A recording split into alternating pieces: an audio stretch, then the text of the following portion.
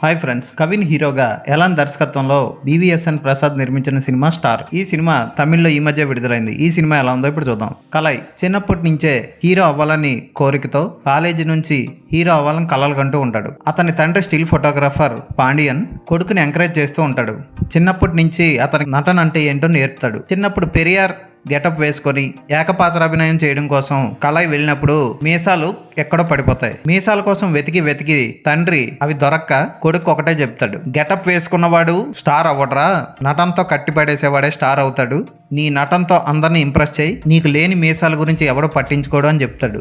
ఈ ఫస్ట్ సీన్లోనే దర్శకుడు సినిమాలో ఏం చెప్పదలుచుకున్నాడో ముందే చెప్పేస్తాడు. అయితే కాలేజీలో చివరికి టీచర్లు కూడా అతన్ని చూడడం కోసం, అతన్ని ప్రేమించడం కోసమే కాలేజీకి వస్తూ ఉంటారు. ఇది కొంచెం ఓవర్గా వింతగా అనిపించింది నాకు సినిమా చూసేటప్పుడు. లేడీ గెటప్లో కూడా కొంచెం హిజ్రాలా అనిపించినా సరే అతను చాలా అందంగా ఉన్నాడని, అద్భుతంగా ఉన్నాడని అతన్ని ఒక అమ్మాయి ప్రేమించేస్తుంది. ఇలా అతని ప్రేమ, ఆశయం, చదువు సాగుతున్నప్పుడు సినీ ఫీల్డ్లోకి వెళ్దాం అనుకున్నప్పుడు అనుకోకుండా యాక్సిడెంట్ అయ్యి మొహానికి ఘాట్లు పడతాయి. ఆ తర్వాత అతని జీవితంలో అనుకోని మార్పులు ఏర్పడతాయి. ఇన్ఫీరియారిటీ కాంప్లెక్స్కి లోనై ప్రేయసిని కూడా దూరం చేసుకుంటాడు. ఆ తర్వాత ఒక థియేటర్ ఆర్టిస్ట్ని ఇష్టపడి పెళ్లి చేసుకుంటాడు. ఆమె వచ్చిన తర్వాత అతనిలో మార్పులు మొదలై చివరికి వేట్రిమారన్ తీసే సినిమా ఆడిషన్స్కి వెళ్తాడు. ఆ తర్వాత ఏం జరిగింది అన్నది మిగిలిన కథ. కవిన్ చాలా మంచి నటుడు. ఇటీవలే ఆకాశవాణి వెబ్ సిరీస్తో అందరినీ ఆకట్టుకున్నాడు. దానికి ముందే అందరికీ ఎంతో ఇష్టమైన దాదా సినిమాతో అందరినీ ఆకట్టుకున్నాడు. ఈ సినిమాలో అతను మరింత యాక్టివ్గా, అందంగా, స్మార్ట్గా కనిపిస్తాడు. అతని భార్య పాత్రలో అదితి పొహాంకర్ చక్కగా నటించి ఆకట్టుకున్నది. ప్రీతి ముకుందన్ కూడా చూడడానికి ఎంతో అందంగా ఉంటుంది, చక్కగా నటించింది కూడా. తండ్రి పాత్రలో లాల్ అద్భుతంగా చేశారని చెప్పొచ్చు.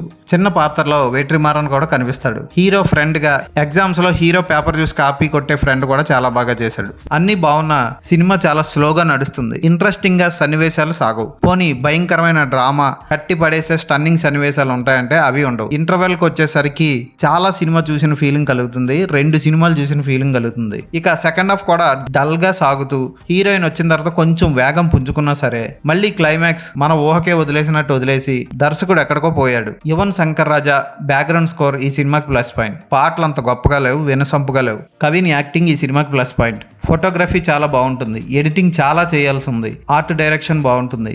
కాస్ట్యూమ్ డిజైనింగ్ కూడా బాగుంది. అన్నీ ఉన్న ఈ సినిమాకి స్లో టేకింగ్, ఎటువంటి ఆసక్తికరమైన సన్నివేశాలు లేకుండా సాగే కథనం పెద్ద మైనస్ పాయింట్స్. ఈ సినిమా చూస్తున్నంతసేపు మనకి బాలకృష్ణ నటించిన కథానాయకుడు, మహానాయకుడు లాంటి భారీ బోరింగ్ సినిమాలు గుర్తొస్తాయి. ఈ సినిమాకి నేను ఇచ్చే రేటింగ్ 2.5/5.